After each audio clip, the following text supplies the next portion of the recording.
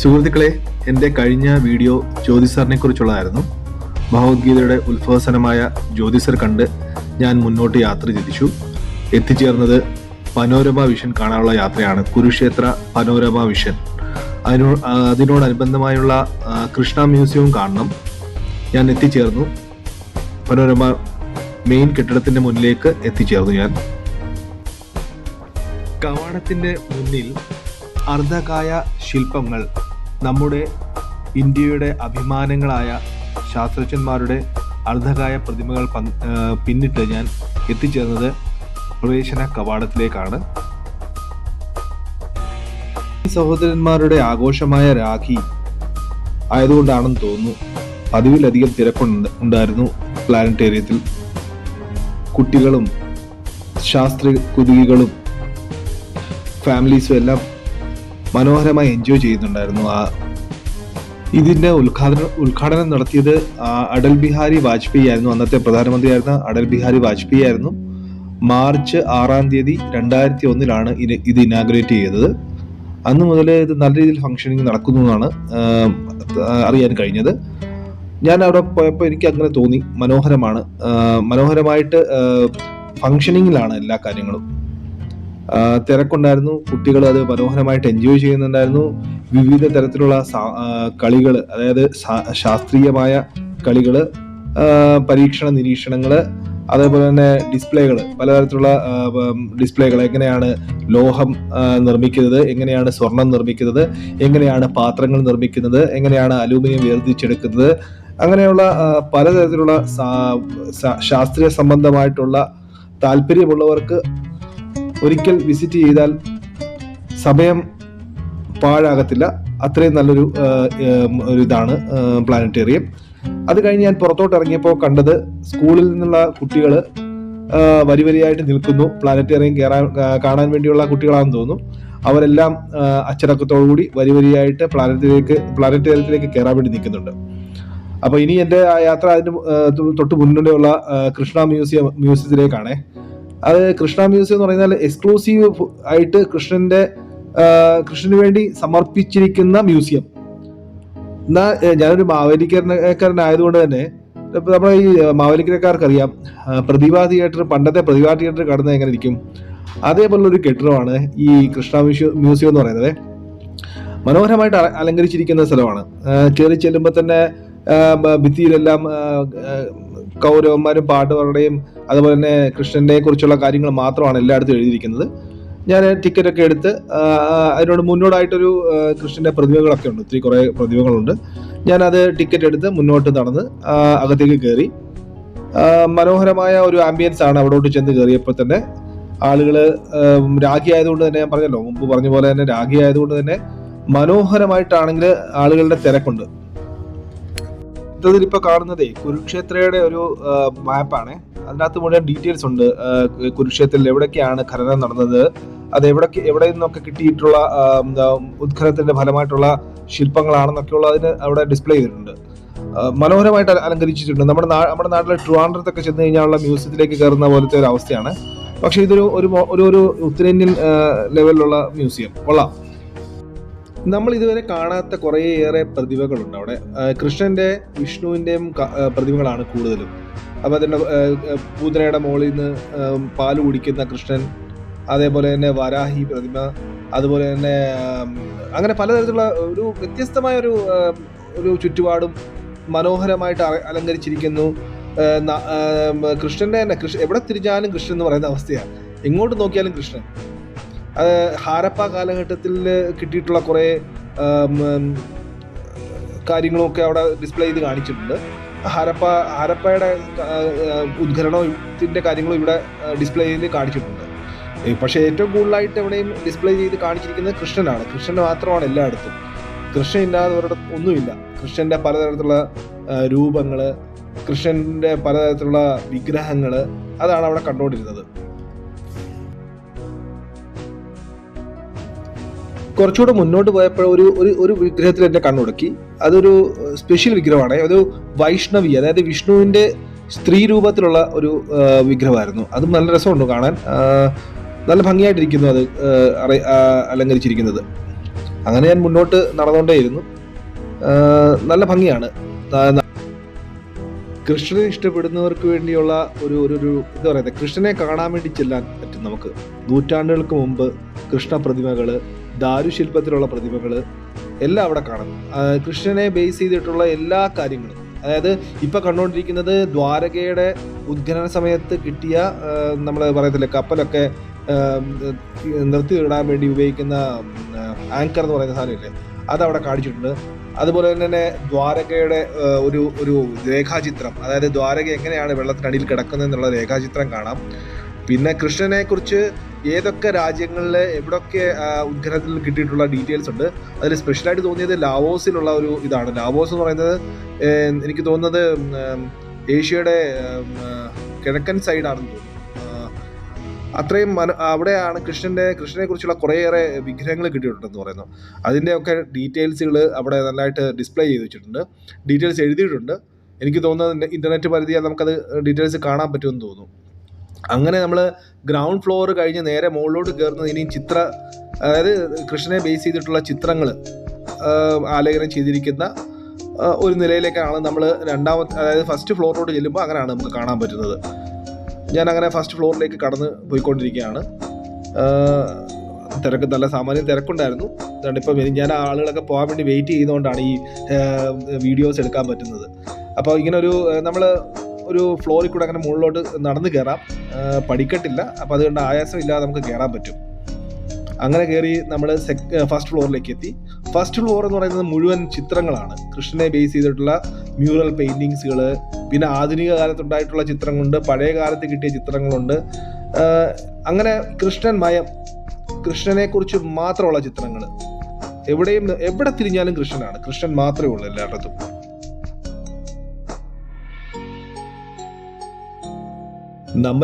നമ്മൾ മലയാളികൾക്ക് സുപരിചിതമായിട്ടുള്ള പനയോലയിൽ ആലേഖനം ചെയ്തിരിക്കുന്ന കൃഷ്ണന്റെ ഗീതകളും അതൊക്കെ നമുക്ക് കാണാൻ പറ്റുന്നുണ്ട്. ഇവിടെ ചിത്രങ്ങളും ഉണ്ട്. ഇത് ക്യാമറയിൽ അത് കൃത്യമായിട്ട് വരുന്നുണ്ടോ എന്ന് എനിക്കറിയില്ല, പക്ഷെ നേരിട്ട് കാണുമ്പോൾ അത് മനോഹരമാണ്. കയ്യെഴുത്ത് പ്രതികളുണ്ട്. മഹാഭാരതവും രാമായണവും അതോടൊപ്പം തന്നെ ഭഗവത്ഗീതയുടെ ഒക്കെ കയ്യെഴുത്ത് പ്രതികൾ, ഓരോ നൂറ്റാണ്ടുകളിലും കിട്ടിയിട്ടുള്ള കയ്യെഴുത്ത് പ്രതികളുടെ ഒരു ശേഖരം അവിടെ കാണാൻ പറ്റുന്നുണ്ട്. അതൊക്കെ നല്ല ഉത്തമമായ രീതിയിൽ അത് മനോഹരമായിട്ടും ക്രിയാത്മകമായിട്ടും ഒക്കെ അത് അറേഞ്ച് ചെയ്ത് വച്ചിട്ടുണ്ട്. സംസ്കൃതത്തിലും ഹിന്ദിയിലും ഒക്കെ ഉള്ള കയ്യെഴുത്ത് പ്രതികളുണ്ട് അവിടെ. അതും കണ്ട് നമുക്കിനി അത് ഫസ്റ്റ് ഫ്ലോറിൽ നിന്ന് അടുത്ത രണ്ടാമത്തെ നിലയിലേക്ക് കടന്നു ചെന്നു ഞങ്ങൾ. അതിനോടൊപ്പം ഏകദേശം ഒരു പൂർണ്ണ വൃത്താകൃതിയിലാണ് ഈ കെട്ടിടം. അതുകൊണ്ട് തന്നെ നമ്മളിങ്ങനെ കയറി പോകുമ്പോൾ റാമ്പുകൾ കയറി നമുക്ക് പോകാൻ പറ്റും. അത് ഓരോ ഡിസ്പ്ലേയും മനോഹരമായിട്ട് ചെയ്തിട്ടുണ്ട് കേട്ടോ. അത് കാണാൻ താല്പര്യമുള്ളവർ ഒരിക്കൽ കുരുക്ഷേത്രയിൽ പോയി അത് കാണണമെന്നാണ് ഞാൻ പറയുന്നത്. അത് കൃഷ്ണനെ ആരാധിക്കുന്നവരാണെങ്കിൽ. കാരണം ഇതിനകത്ത് തന്നെ ഏറ്റവും എന്നെ ആകർഷിച്ചത് ഇന്ത്യയുടെ വിവിധ ഭാഗങ്ങളിൽ ഉദ്ഖനനത്തിൽ കിട്ടിയ കൃഷ്ണ പ്രതിമകളാണ് അവിടെ ഡിസ്പ്ലേ ചെയ്തിരിക്കുന്നത്. അപ്പം ഏകദേശം ഒരു 100-500 അമ്പലങ്ങൾ ദർശിച്ച ഒരു പുണ്യമല്ലേ നമുക്ക് ഇങ്ങനെ ഒരു അവസരം കിട്ടുമ്പോൾ കാണാൻ പറ്റുന്നത്. അത് ഓർത്തുകൊണ്ടാണ് ഞാൻ മുന്നോട്ട് നടന്നുകൊണ്ടിരുന്നത്. അങ്ങനെ ഇടവഴികൾ കടന്ന് ഞങ്ങൾ മുകളിലോട്ട് കടന്നുകൊണ്ടേയിരുന്നു. ഇനി രണ്ടാമത്തെ നിലയിലേക്കാണ് കയറിപ്പോകുന്നത്. മൂന്നാമത്തെ നിലയാണെന്ന് തോന്നുന്നു. മൂന്നാമത്തെ നിലയിലേക്ക് ഇങ്ങനെ കയറി പോകുമ്പോൾ അറിയാൻ പറ്റത്തില്ല എത്ര നിലയാണെന്ന്. അപ്പോൾ നമ്മളിങ്ങനെ കയറിപ്പോയി കഴിഞ്ഞപ്പോൾ ഈ പിന്നെ കാണുന്ന ഒരു നല്ല മനോഹരമായ ചില്ലുകൂട്ടിനകത്ത് കൃഷ്ണന്റെ ജീവിതം മുതൽ മരണം വരെയുള്ള ഡിസ്പ്ലേകൾ നമ്മൾ സാറിന് ഇപ്പോൾ കാണാറുണ്ട്, എല്ലായിടത്തും ഇപ്പോൾ ഇങ്ങനെ കാണിക്കാറുണ്ട്. പക്ഷെ അത് മനോഹരമായിട്ട് അറേഞ്ച് ചെയ്തിരിക്കുന്നു. ഒരു ഫ്ലോർ മുഴുവൻ കൃഷ്ണന്റെ ജനനം മുതൽ മരണം വരെയുള്ള ഡിസ്പ്ലേ, ഓരോ അദ്ദേഹത്തിൻ്റെ ജീവിതത്തിലെ പ്രധാനപ്പെട്ട സംഭവങ്ങളെല്ലാം ഇങ്ങനെ ഡിസ്പ്ലേ ചെയ്തിരിക്കുന്നു. ലൈറ്റിംഗ് ഒക്കെ അതിൻ്റെ അതിഗംഭീരമായ ലൈറ്റിങ്ങുമാണ് കേട്ടോ. ആളുകൾ ഇഷ്ടം പോലെ ഉണ്ട്. ക്യാമറയിൽ അത് എത്രമാത്രം നല്ലതായിട്ട് എനിക്ക് കാണിക്കാൻ പറ്റുന്നുണ്ടെന്ന് എനിക്കറിയത്തില്ല. ഏതായാലും കാണുന്നവർ ഇത് ആസ്വദിക്കൂ കേട്ടോ. കൃഷ്ണലീല, അതുപോലെ തന്നെ കാളിയനെ മർദ്ദിക്കുന്നതുണ്ട്, അതുപോലെ തന്നെ രാസലീലയുടെ മാത്രമായിട്ടുള്ളതുണ്ട്, ഭഗവതമുണ്ട്. അങ്ങനെ കൃഷ്ണന്റെ ജീവിതത്തിനെ അനുബന്ധമായിട്ടുള്ള എല്ലാ പ്രധാനപ്പെട്ട സംഭവങ്ങളും കോർത്തിണക്കിക്കൊണ്ടുള്ള ഒരു ഏരിയ. മനോഹരമാണത്. ഒരിക്കൽ കാണാൻ ആഗ്രഹിക്കുന്ന, കൃഷ്ണനെ ആരാധിക്കുന്നവർ കണ്ടിരിക്കേണ്ട കാര്യമാണ്. കൃഷ്ണന്റെ ജീവിതത്തിലെ എല്ലാ മുഹൂർത്തങ്ങളും, ഉത്തമമായ എല്ലാ മുഹൂർത്തങ്ങളും അവിടെ ഡിസ്പ്ലേ ചെയ്തിട്ടുണ്ട്. ആ ഇരുണ്ട ഹാളിനകത്ത് ഇതിങ്ങനെ ഗ്ലാസ്സിനകത്ത് ഈ ഓരോ ദൃശ്യങ്ങളും കാണുമ്പോൾ നമ്മൾ എവിടെയോ എത്തിച്ചേർന്ന ഒരു അനുഭൂതിയാണ്.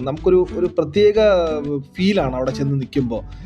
തിരക്കുണ്ട്, എന്നിരുന്നാലും ആ ഒരു ആത്മീയമായ ഒരു ചൈതന്യം, ഭഗവാൻ കൃഷ്ണൻ എവിടെ ഉണ്ടോ അവിടെ ആത്മീയ ചൈതന്യം ഉണ്ടല്ലോ. അപ്പോൾ അതൊരു മനസ്സിന് ഭയങ്കരമായിട്ടൊരു സന്തോഷമുള്ള ഒരു കാര്യമായിരുന്നു. പിന്നെ അവിടുന്ന് പതുക്കെ നമ്മൾ പുറത്തോട്ട് ഇറങ്ങുവാണ്.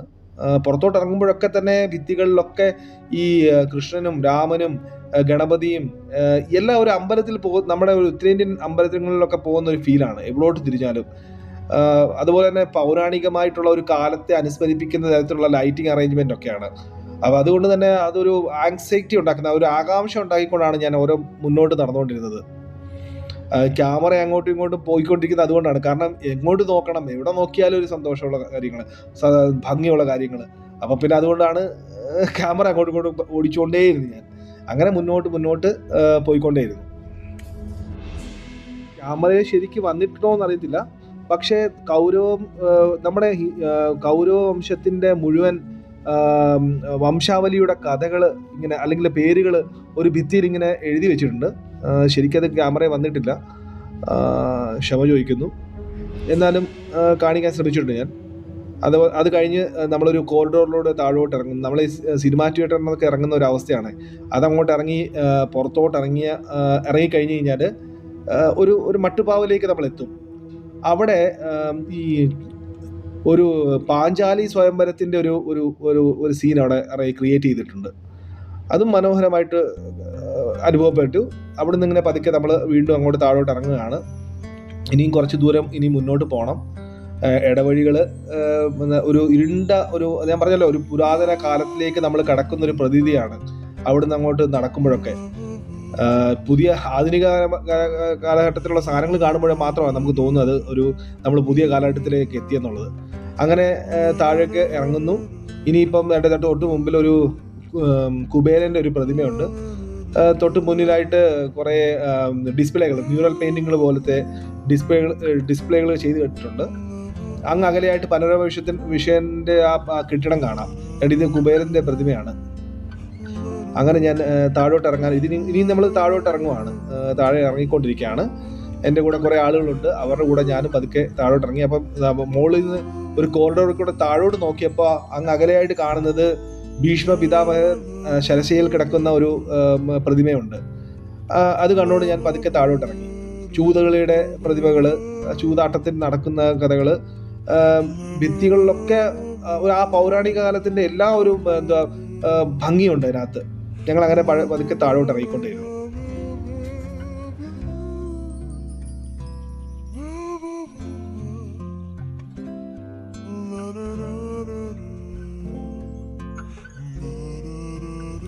അങ്ങനെ കുറച്ച് താഴോട്ട് ഇറങ്ങി എത്തിച്ചേർന്നത് ഒരു പഴയകാല തേരുകളുണ്ടല്ലോ, രഥങ്ങൾ, അതിൻ്റെ മാതൃകകളുള്ള ഒരു ഫ്ലോറിലേക്കാണ്. നല്ല ഭംഗിയാണ്. പഴയ കാലത്തെ തേരുകളൊക്കെ അതേപോലെ തന്നെ മെയിൻറ്റെയിൻ ചെയ്ത് വെച്ചിരിക്കുന്നു. ആധുനിക കാലത്തിൽ ഉണ്ടാക്കിയതാണ്, പക്ഷെ അത് ഭംഗിയാണ്. പക്ഷെ അതിനേക്കാൾ എന്നെ ആകർഷിച്ചത് കൃഷ്ണന്റെ പൂർണ്ണകായ പ്രതിമയാണ്. ചക്രധാരിയായ കൃഷ്ണൻ ആ 3 നിലകളെയും കവച്ചു വച്ചിരിക്കുന്ന രീതിയിലുള്ള ആ പ്രതിമ, അത് കണ്ട് ഞാൻ മുന്നോട്ട് നടന്നു. അതൊരു പ്രത്യേക അനുഭവമാണ് കേട്ടോ. അത് അവിടെ ചെല്ലുമ്പോൾ അത് ആരും മിസ്സാക്കരുത്. നമ്മൾ അതിൻ്റെ ഇരുണ്ട ഇതിൽ ആ നീലയല്ല പോലെ പച്ച കളറിലുള്ള ആ കൃഷ്ണൻ്റെ ആ പ്രതിമ, അത് കാണാൻ മനോഹരമാണ് കേട്ടോ. അത് കാണേണ്ട കാഴ്ച തന്നെയാണ്. പിന്നെ പതുക്കെ അവിടെ നിന്ന് ഞങ്ങൾ താഴോട്ട് ഇറങ്ങി ഇനി നമുക്ക് പുറത്തോട്ട് ഇറങ്ങാനുള്ള വഴിയിലേക്ക് എത്തും. പുറത്തേക്ക് ഇറങ്ങി ഞാൻ. അതിന് മുമ്പ് താഴേക്ക് ഇറങ്ങുന്ന വഴിക്ക് നമ്മൾ ആദ്യം കണ്ട ശരശയ്യ, ഭീഷ്മപിതാവിൻ്റെ ശരശയ്യം കണ്ട് താഴോട്ട് ഇറങ്ങി. അപ്പം പനോരമ വിഷൻ്റെ ബിൽഡിങ് നമുക്ക് കാണാം. പിന്നെ ഇവിടെ ഇതാണ് ഇപ്പം ഈ നമ്മൾ കയറിക്കൊണ്ടിരിക്കുന്നത് ഭൂൽ ഭുലയ്യ. നമ്മൾ കേട്ടിട്ടുണ്ടാവുമല്ലോ, അഭിമന്യുവിനെ ചക്രത്തിൽ പെടുത്തിയാണല്ലോ കൗരവരെ കൊന്നത്. അപ്പം അതിനെ അനുസ്മരിപ്പിക്കുന്ന പോലത്തെ ഒരു ചെറിയ ഭൂൽ ഭുലയ്യ. അതായത് നമ്മൾ വഴി തെറ്റിപ്പോകും. അകത്ത് കയറി കഴിഞ്ഞാൽ നമുക്ക് പുറത്തിറങ്ങണമെങ്കിൽ എങ്ങനെ ഇറങ്ങണമെന്ന് നമ്മൾ ഒത്തിരി ആലോചിച്ച് ഇറങ്ങേണ്ടി വരും. അത് കഴിഞ്ഞ് ഞങ്ങൾ പുറത്തേക്ക് ഇറങ്ങി. ഇനി നമുക്ക് അവിടെ ചെന്ന് കഴിഞ്ഞപ്പോഴാണ് എനിക്കൊരു അബദ്ധം മനസ്സിലായത്. ഈ പനോരമ വിഷന്റെ 3-ാമത്തെ നിലയിൽ ഈ മുഴുവൻ, അതായത് കൃഷ്ണന്റെ യുദ്ധത്തിന്റെ 18 ദിവസത്തെ മുഴുവൻ ഡിസ്പ്ലേ ഉണ്ടെന്നുള്ളത് എനിക്ക് അറിയാമായിരുന്നു. പക്ഷെ ഞാൻ മറന്നുപോയി. അത് കാണാൻ എനിക്ക് മറന്നുപോയതുകൊണ്ട് ഞാൻ നേരെ കൃഷ്ണ മ്യൂസിയത്തിലേക്ക് പോയി. എന്തായാലും കാവൽക്കാരൻ്റെ ഒക്കെ അനുവാദം ചോദിച്ചുകൊണ്ട് ഞാൻ വീണ്ടും പനോരമയിൽ നിന്നും നേരെ മുകളിലേക്ക് 3-ാമത്തെ നിലയിലേക്ക്, പനോരമ വിഷന്റെ 3-ാമത്തെ നിലയിലേക്ക് എത്തി. അതൊരു മനോഹരമായ കാഴ്ചയാണ്. മഹാഭാരത യുദ്ധത്തിന്റെ 18 ദിവസത്തെ കഥകളെല്ലാം ഒരു വൃത്താകൃതിയിലുള്ള ഭിത്തിയിൽ, അതായത് ആ ബിൽഡിങ്ങിനെ ചുറ്റി, ആ ബിൽഡിങ്ങിന്റെ രൂപം എങ്ങനെയാണോ അത് 1 മുതൽ 18 ദിവസത്തെ ചിത്രങ്ങളെല്ലാം അവിടെ ഡിസ്പ്ലേ ചെയ്തിരിക്കുന്നു. അതോടൊപ്പം തന്നെ പ്രതിമകൾ, അതിനെ, അതായത് ചിത്രങ്ങളും പ്രതിമകളും ചേർന്നിട്ട് ഒരു റിയലിസ്റ്റിക് ഇമേജ് ആയിട്ടാണ് അത് മെയിൻറ്റെയിൻ ചെയ്തിരിക്കുന്നത്. അതിമനോഹരമാണത്. അതിനോടൊപ്പം തന്നെയുള്ള, എനിക്ക് ഈ ശബ്ദം കേൾപ്പിക്കാൻ പറ്റാത്തതുകൊണ്ടാണ്, കാരണം അത്രയും ശബ്ദമാണ്. അല്ലെങ്കിൽ മനോഹരമായ മഹാഭാരതത്തിൻ്റെ ശ്ലോകങ്ങൾ ഇങ്ങനെ ശബ്ദമുഖരിതമാണ്. അതിങ്ങനെ കേൾക്കാം. ഓരോ യുദ്ധത്തിൻ്റെ കാഹളത്തിൻ്റെ ശബ്ദം, അതോടൊപ്പം തന്നെ ഗീത ഉപദേശിക്കുന്ന കൃഷ്ണൻ, അതിൻ്റെ ശബ്ദം, അങ്ങനെ എല്ലാ യുദ്ധത്തിൻ്റെ സമയത്തോട് നടന്ന ആ 18 ദിവസങ്ങളിൽ നടന്ന യുദ്ധം, മഹാഭാരത യുദ്ധം 18 ദിവസത്തേക്കാണല്ലോ.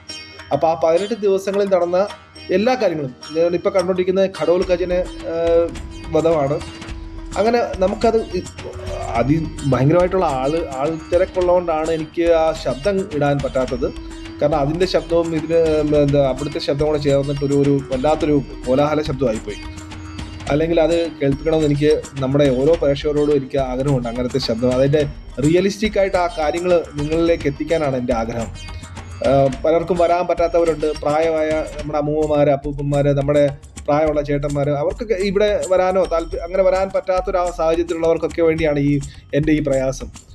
ഞാൻ പോകുന്നുണ്ട്. എൻ്റെ യാത്രകളെ ഇഷ്ടപ്പെടുന്ന ഒരാളാണ് ഞാൻ. അപ്പോൾ ആ യാത്രകളിൽ കാണുന്ന കാഴ്ചകൾ മറ്റുള്ളവരിലേക്ക് കൂടെ എത്തിക്കുക എന്ന് പറയുമ്പോൾ അതിനേക്കാളൊരു സന്തോഷമല്ലേ.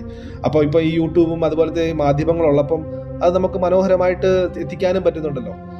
ഇത് അതിനോട് ചേർന്നിട്ടുള്ള ഈ ഡിസ്പ്ലേ ആണ്. ഈ ഡിസ്പ്ലേയിൽ എല്ലാ കാര്യങ്ങളും എഴുതിയിട്ടുണ്ട്. അതായത് ഇന്ത്യൻ ചരിത്രത്തിൻ്റെ, മഹാഭാരത ചരിത്രത്തിന് മുമ്പുള്ള എല്ലാ കാര്യങ്ങളും ഇതിനകത്ത് എഴുതിയിട്ടുണ്ട്. അത് കണ്ട് മുന്നോട്ട് പോകാന്ന് പറഞ്ഞാൽ അതൊരു അനുഭവം തന്നെയാണ്. എൻ്റെ മലയാളി പ്രേക്ഷകർ എന്തെങ്കിലും ഒരു അവസരം കിട്ടുവാണെങ്കിൽ കുരുക്ഷേത്രയിൽ പോകണമെന്നും ഈ പനോരമ വ്യൂ കാണണമെന്നും ഞാൻ അഭ്യർത്ഥിക്കുന്നു. അത് ഭഗവാനെ, കൃഷ്ണനെ ഇഷ്ടമുള്ളവരാണെങ്കിൽ പ്രത്യേകിച്ചും.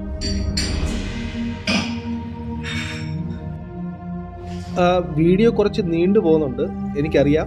പക്ഷെ അത് കാണിക്കാനുള്ള ഒരു കൊതി കൊണ്ടാണില്ല, കാണേണ്ടവർക്ക് അത് കാണാനുള്ള ഒരു കൊതി, അല്ലെങ്കിൽ കാണിക്കാനുള്ള ഒരു കൊതി ഉള്ളതുകൊണ്ടാണ് ഞാൻ ആ വീഡിയോ ഇത്രയും ലെങ്തി ആയി പോകുന്നത്. നിങ്ങൾ ആസ്വദിക്കും. മനോഹരമാണ് ഓരോ ദൃശ്യങ്ങളും. ഏകദേശം ഒരു യുദ്ധമുഖത്ത് നിൽക്കുന്ന അനുഭൂതിയാണ് അവിടെ എത്തിയപ്പോൾ. ആ ശബ്ദം കേൾപ്പിക്കാൻ എനിക്ക് പറ്റാത്തതുകൊണ്ട് എനിക്ക് വളരെ വിഷമമുണ്ട്. പക്ഷേ ആ ശബ്ദത്തോടു കൂടിയാണ് ഇത് കാണുന്നതെങ്കിൽ അതിൻ്റെ ആ റിയൽ ഫീല് നിങ്ങൾക്ക് അറിയാൻ കഴിഞ്ഞേനെ.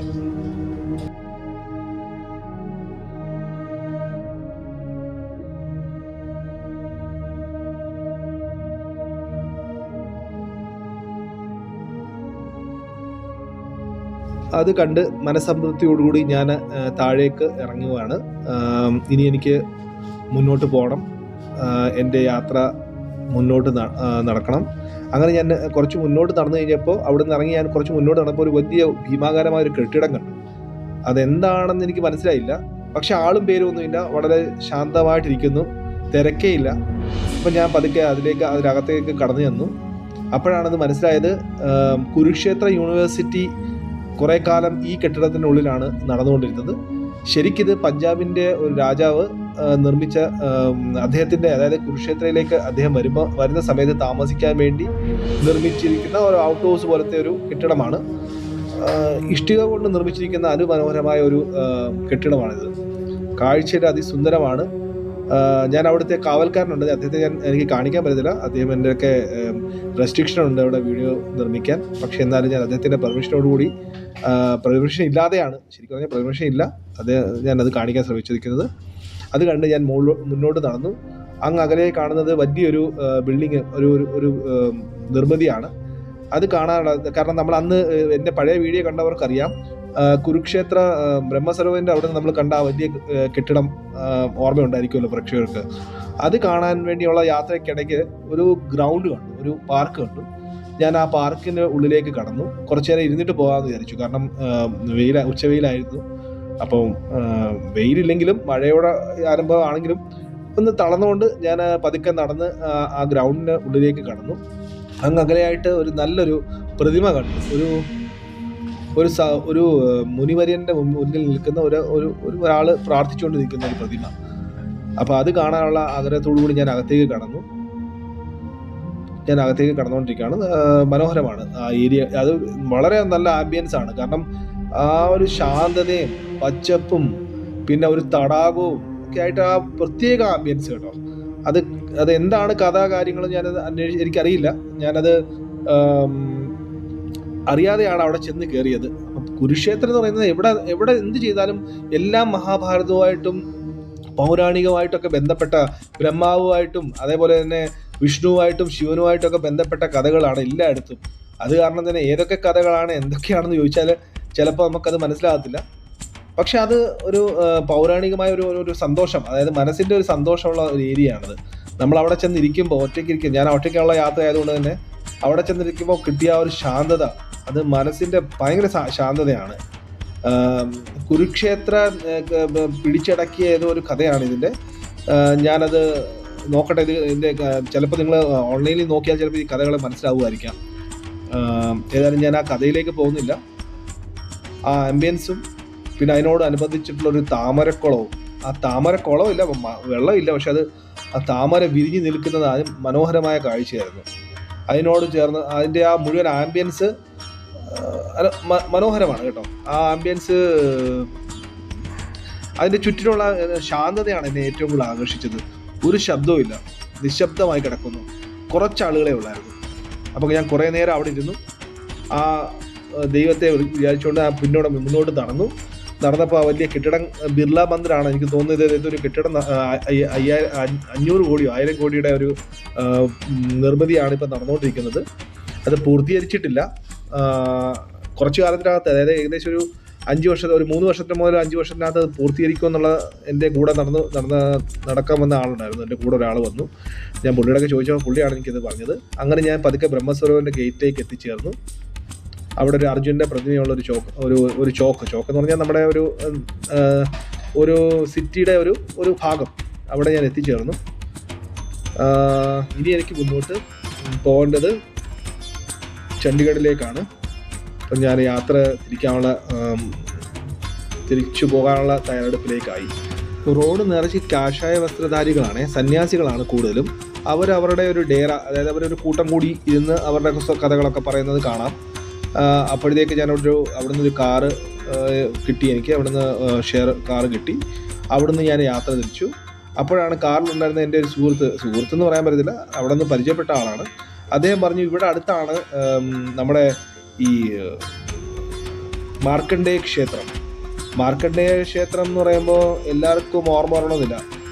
ത്രയംബകം യജാമഹിം സുഗന്ധിം പുഷ്ടിവർദ്ധനം ഉരുവാരുഹമേ ബന്ധനാൽ മൃത്യോർമുക്തി യമാമൃത എന്നുള്ള ആ മന്ത്രം കേട്ടിട്ടുള്ളവർക്കറിയാം. നമ്മുടെ മാർക്കണ്ഡേയൻ, അതായത് പ്രായം കുറഞ്ഞ ഒരു അച്ഛനും അമ്മയ്ക്കും ഒരു കുഞ്ഞുണ്ടാവുന്നു. അവന് 11 വയസ്സ് വരെയുള്ളൂ ആയുസ്സെന്ന് ആദ്യമേ മനസ്സിലാകുന്നു. അപ്പോൾ ആ കുട്ടി അമ്മയുടെ അച്ഛൻ്റെ വിഷമം സഹിക്കാതെ വയ്യാതെ മരണസമയം അടുത്ത സമയത്ത് ശിവലിംഗത്തെ കെട്ടിപ്പിടിച്ചിരുന്ന് കരയുകയും ശിവൻ വന്ന് കാലിനെ നശിപ്പിച്ച് അദ്ദേഹത്തെ മൃത്യുഞ്ജയനാക്കി എന്നുള്ള കഥ കേട്ടിട്ടുണ്ടാവുമല്ലോ. അത് ഈ ഹരിയാനയിലെ ഈ ഒരു പ്രദേശത്താണ് നടന്നതെന്നും മാർക്കണ്ഡേയ നദിയുടെ അടുത്ത് ഒരു ക്ഷേത്രമായിട്ട് അത് നിർമ്മിച്ചിട്ടുമുണ്ട്. അത് കാണാനുള്ള ഞാൻ പോകുന്ന വഴിക്കായതുകൊണ്ട് തന്നെ അതൊന്ന് കാണാമെന്ന് കരുതി ഞാൻ അങ്ങോട്ട് പോയി. മനോഹരമായ ഒരു ഉത്തരേന്ത്യൻ ക്ഷേത്രമാണത്. നല്ല തിരക്കുണ്ടായിരുന്നു. ഇപ്പം ഞാൻ അതന്നെ രാഖി ദിവസമാണല്ലോ, ഞാൻ തിരക്കുണ്ടാവുമല്ലോ. അപ്പോൾ തിരക്കുണ്ടായിരുന്നു. ഞാൻ അകത്തേക്ക് കടന്നു ചെന്നു പൂജകളും അർച്ചനകളൊക്കെ ചെയ്ത് അവിടുന്ന് ഞാൻ നേരെ ചണ്ഡീഗഡിലേക്ക് യാത്ര തിരിച്ചു. എൻ്റെ വീഡിയോ എല്ലാവർക്കും ഇഷ്ടപ്പെടുമെങ്കിൽ ഒന്ന് സബ്സ്ക്രൈബ് ചെയ്യുമെന്നും ലൈക്ക് ചെയ്യുമെന്നും പ്രതീക്ഷയോടുകൂടി നിർത്തട്ടെ. മുൻ വീഡിയോകളിൽ നിന്ന് അപേക്ഷിച്ച് ഞാൻ എൻ്റെ സ്റ്റൈൽ ഓഫ് സംസാരം വേറൊരു രീതിയിലേക്ക് ആക്കിയിട്ടുണ്ട്. എൻ്റെ അഭ്യുദായക എൻ്റെ സുഹൃത്തുക്കളുടെ നിർദ്ദേശപ്രകാരമാണ് ഞാൻ ഇങ്ങനെ ഒരു നാച്ചുറൽ ലെവലിൽ, അതായത് ഞാൻ എന്താണോ കണ്ടത് അതിനെ ഒരു ഇൻഫർമേറ്റീവ് അല്ലാതെ അത് ഞാൻ എന്താണോ കണ്ടത് ആ രീതിയിലേക്ക് മാറ്റിയിട്ടുണ്ട്.